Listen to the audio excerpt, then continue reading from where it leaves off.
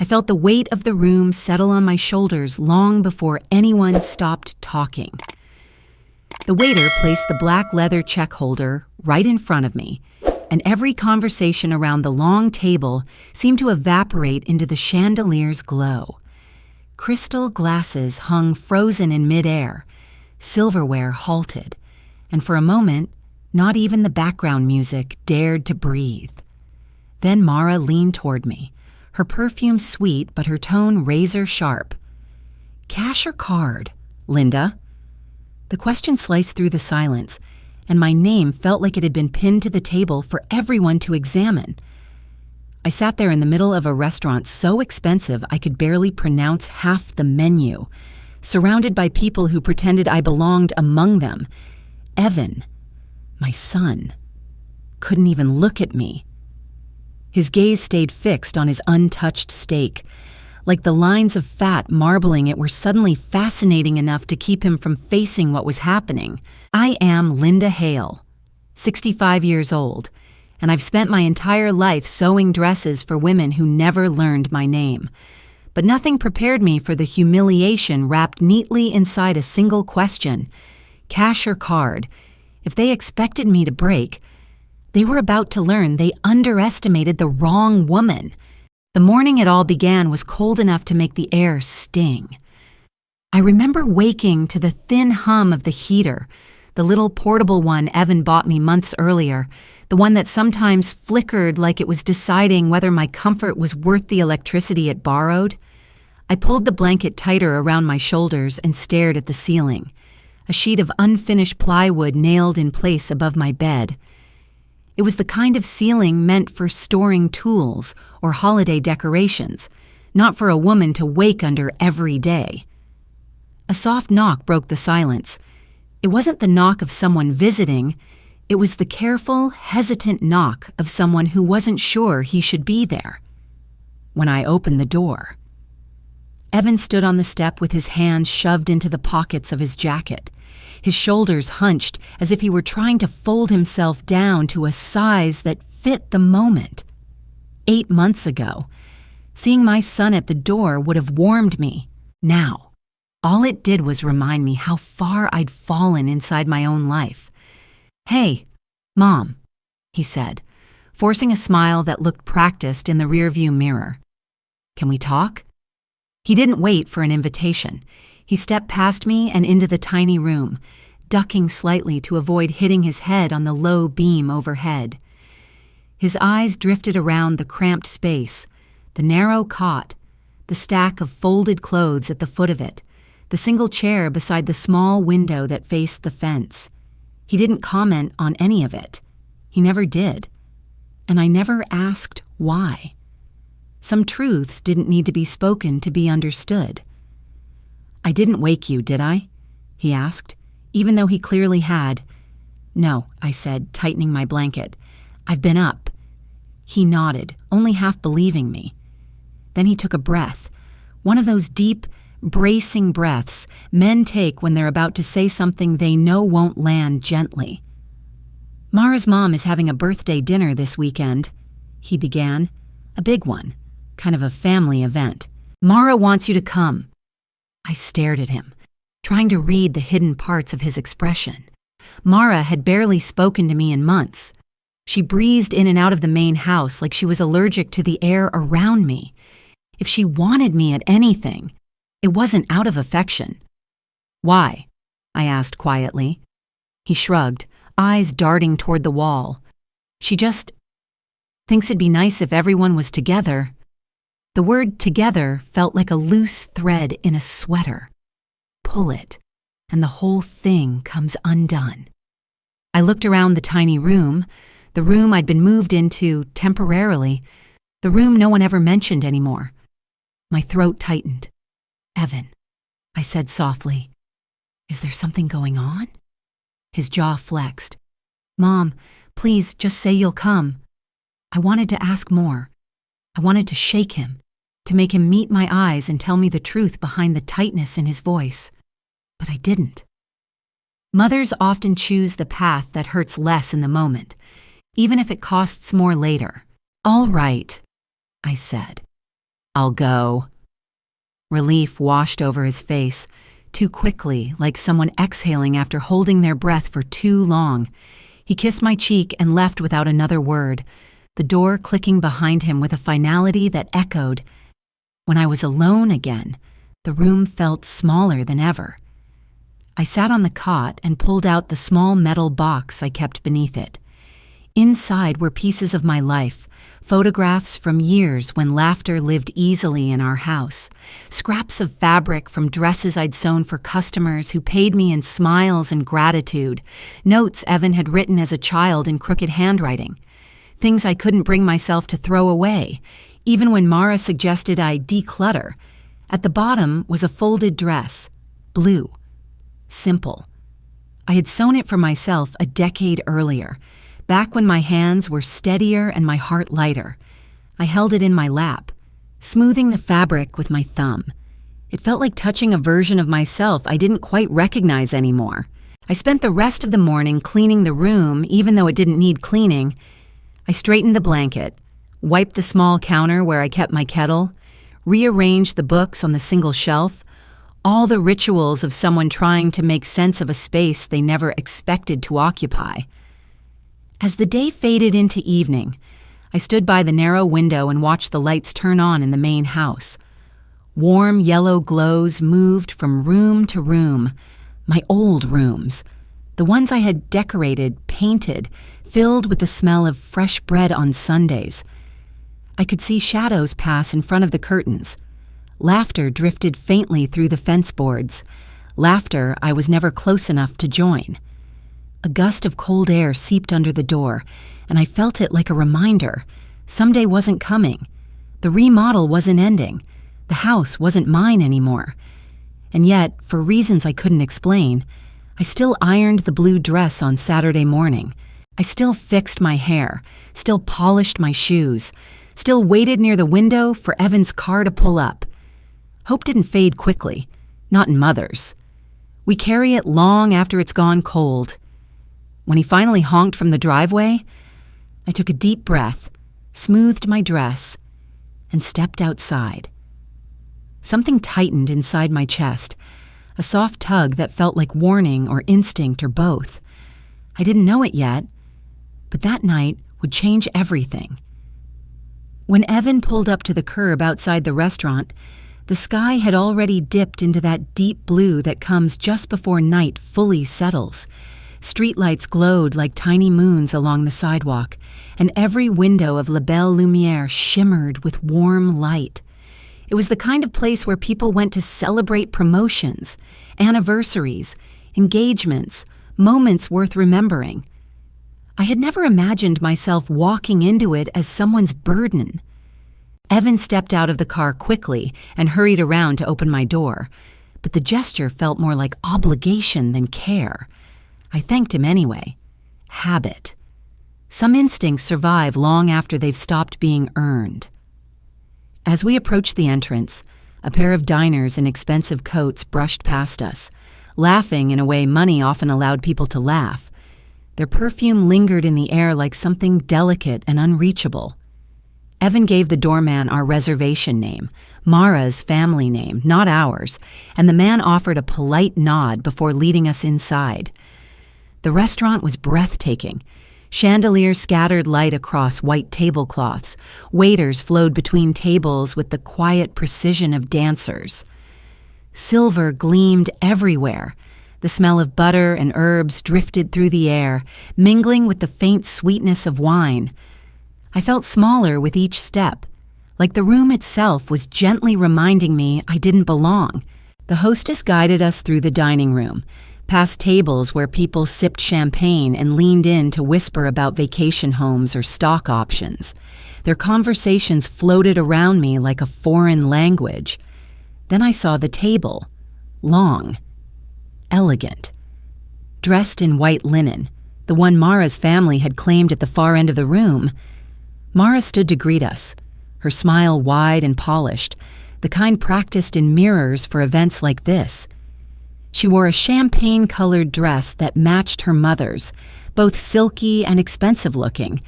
It was impossible not to notice the contrast between their glow and the simplicity of my blue dress. "Linda," she said brightly, leaning in for a hug that barely grazed my shoulders. "We're so glad you made it." Her tone suggested the opposite. She directed Evan to sit beside her, then pointed me toward the farthest chair on the end, so far down the table I could have been part of a different party altogether. I took my seat quietly, smoothing my dress beneath me. The table filled quickly with noise, laughter bouncing between Mara's sisters, wine glasses chiming, cutlery clinking. Diane, Mara's mother, sat at the head of the table, observing it all with the calm presence of someone accustomed to hosting. She caught my eye for a moment and offered a small, polite smile. It was the only smile that didn't feel manufactured. Menus were passed out, thick and heavy, the kind printed on paper you wouldn't dare fold. The dishes were described in French, followed by prices that made my hands tense around the edges of the page. I tried to hide the way my breath caught when I saw the cost of the entrees, a single steak that cost more than my monthly allowance. When the waiter came to take orders, Mara began, choosing a dish so elaborate the waiter nodded with admiration. Her sisters followed suit, selecting delicacies I couldn't even pronounce. Evan ordered without glancing at prices, slipping easily into the world he had married into. When the waiter turned to me, I hesitated. "Just the chicken soup, please." Mara leaned forward with a laugh so bright it hurt my ears. "Linda, you don't have to be modest. Tonight's special. Get something you'll enjoy." I forced a smile. "The soup is fine." The waiter nodded and moved on. I could feel the stares, the quiet judgment, the curiosity about why I didn't order something grand. They didn't know, of course. They had no idea about the room behind the house, the hot plate, the $200 envelope handed to me every month like charity. Dinner arrived in beautiful, steaming plates. My soup was simple, delicate, aromatic. Theirs came in towers of lobster, steaks glistening with butter, arrangements of truffle and gold-flecked garnishes. Their wine came in bottles so old the labels looked like parchment. I sipped quietly, listening to talk of European trips, new cars, kitchen remodels, the kind of remodel that replaced countertops rather than an elderly woman's dignity. Each word pulled me further from the table, like I was shrinking into invisibility. No one asked me how I'd been. No one asked where I'd been living. They didn't care. I was background, silent, expected, decorative in the saddest way possible. But amid the noise, Diane kept glancing toward me, not with pity, but with attention, like she sensed something beneath my stillness. At one point, she leaned slightly toward me across the distance separating us. "Linda," she said warmly, "how was your week?" It was the gentlest question I had heard in months. I swallowed. It was fine. She nodded thoughtfully. "Good, I'm glad you're here."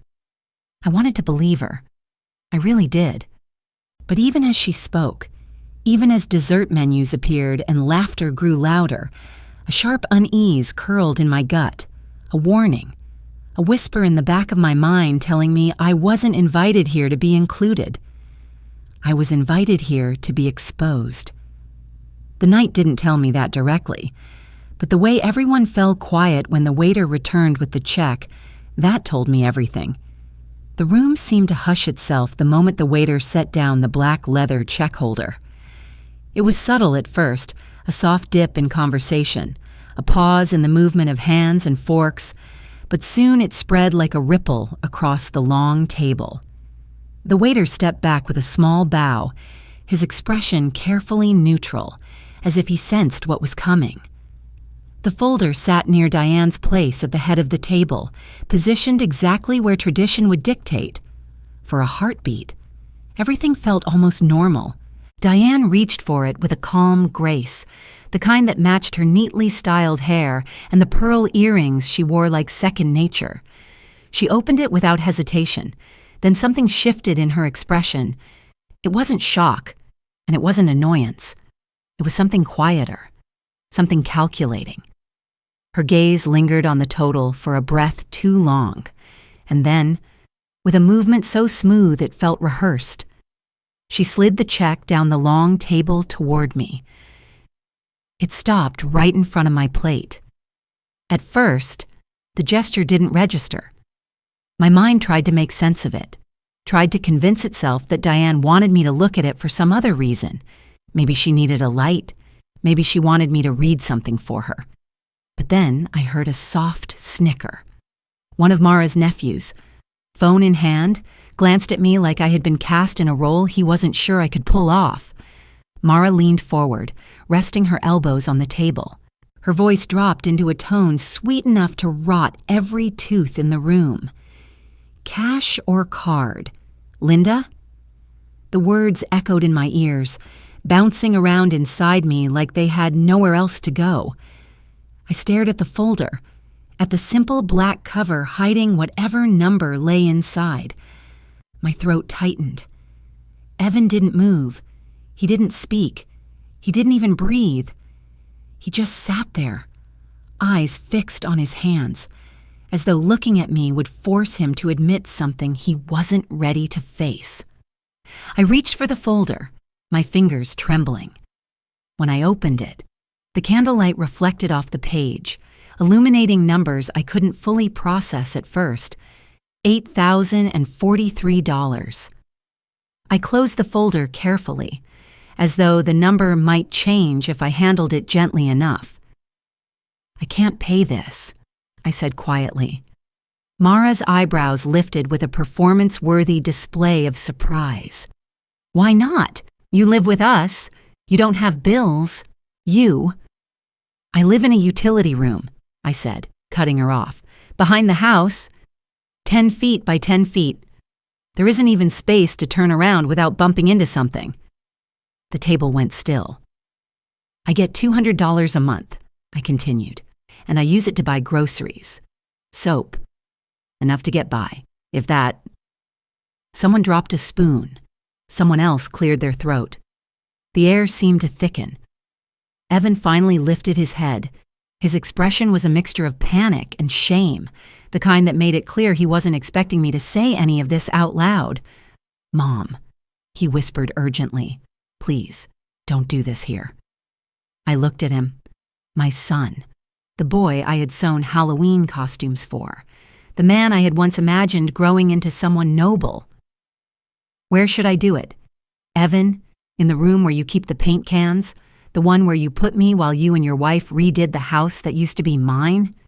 "Linda," Mara said sharply, "that's enough." "No." A voice cut in. "It wasn't mine. It was Diane's." Her chair scraped back as she rose, and suddenly the entire table felt smaller, as though we were all being pulled into her orbit. She turned slowly toward her daughter, her face unreadable. "Mara," she said, her voice soft but threaded with steel. "Is this true?" Mara opened her mouth, closed it, then forced out a brittle laugh. "Mom, she's exaggerating. We gave her a place to live." "A place to live?" I repeated. "You mean the storage room?" Diane's eyes narrowed at her daughter. "Answer me!" Mara's voice cracked. "Mom, it's not a big deal." "It is a big deal," Diane said. "It's a very big deal." The silence that followed was suffocating.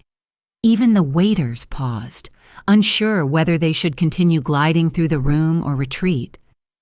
Diane turned to me then, her expression softer, but laced with a deep and unmistakable sorrow. "Linda," she said quietly, "would you come outside with me? Please." I swallowed hard, unsure whether to stand, unsure whether this was another part of the humiliation or the first breath of something else entirely. But when she held out her hand, it didn't feel like judgment. It felt like rescue. I rose from my seat, the room shifting around me as I did, gasps, whispers, a few angry mutters from Mara. I didn't look back at the table. I didn't look at Evan. I didn't look at the bill. I followed Diane out of the restaurant and into the cool night air, and for the first time in 8 months, I felt the wind on my face and realized something inside me had finally cracked open. Not a break, but the beginning of a way out. Diane didn't say anything until we were a few blocks from the restaurant. The hum of the car was the only sound between us, soft and steady, as if the engine understood silence better than either of us did. Streetlights slid across the windshield in gentle streaks, and I watched them blur together like a row of distant moons. The quiet wasn't uncomfortable. It felt like a space she was giving me to breathe. Finally, Diane exhaled. "Linda, I didn't slide that bill to you for the reason you think." I turned toward her. "Then why did you?" Her fingers tightened around the steering wheel.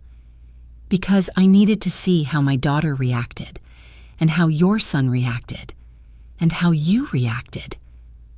She shook her head softly. "I saw enough to know something's terribly wrong." The lump in my throat rose, sharp and unexpected. No one had looked at me with that kind of clarity in months. When we arrived at her home, she guided me inside, and for the first time in a long while, I stepped into a space that felt warm. Real warmth, the kind built from soft lamps, lived-in chairs, and a table waiting for conversation.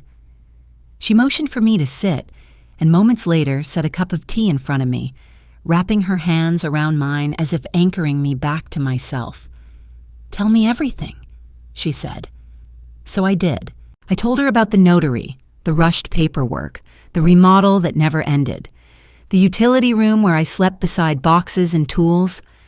I told her about the envelope of $200 a month, about the nights when laughter floated from the main house like I was a stranger renting space on the property I had spent 40 years paying off. I told her about the shrinking, the silence, the shame. When I finished, she looked as though she'd aged a decade in a few minutes. "You can't go back there," she said firmly, "and you won't face this alone." The days that followed moved faster than I expected. Lawyers, documents, questions, hearings, and then, finally, the judge's verdict. The house returned to me. The transfer nullified. Evan and Mara ordered to leave within 72 hours. When I stepped back into the house 3 days later, it was empty. Not just cleared out, stripped. No furniture, no curtains, no dishes. Even the rug I bought when Evan was 10 was gone. But the walls remained. The floors. The familiar creak in the hallway. The bones of the home I had built. Diane helped me carry in a few pieces, a mattress, a thrift store chair, a lamp. She hugged me before leaving, whispering, "You're safe now." Later that evening, as I stood in the quiet of the living room, I heard footsteps on the porch. When I opened the door, Evan was standing there, hands deep in his jacket pockets, his face pale and tired, like sleep had abandoned him. "Mom," he said, voice trembling. "Can I talk to you?" I stepped outside but didn't invite him in. He swallowed hard. "Mara left. She said I ruined her life, that I should have controlled you, controlled the situation." His voice cracked. "She's gone, and I don't blame her. I messed everything up." He took a shaky breath. "I'm sorry. I'm so sorry for what I did. I don't know how I let it happen." I looked at him, at the boy I raised, the man he became, and the pieces of him scattered between. His eyes held regret, fear, and something deeper, something like recognition. "I loved you every day," I said quietly, "even when you forgot how to love me back. But love doesn't erase what happened." His chin quivered. "Do you think you'll ever forgive me?" The wind moved between us, carrying the faint scent of the lemon tree at the side of the house. I realized then that forgiveness wasn't something I could offer just because he was finally asking. Some wounds don't heal, Evan, I said softly. They reshape you. He closed his eyes, tears slipping out despite himself. He nodded once, slow, resigned, then turned and walked down the sidewalk, shrinking with every step until he disappeared into the dimming light. I watched him go, my chest aching in a way that felt both familiar and new. Then I stepped back inside my house, the house that was mine again, and closed the door gently, letting the quiet settle around me like a beginning I didn't yet know how to name.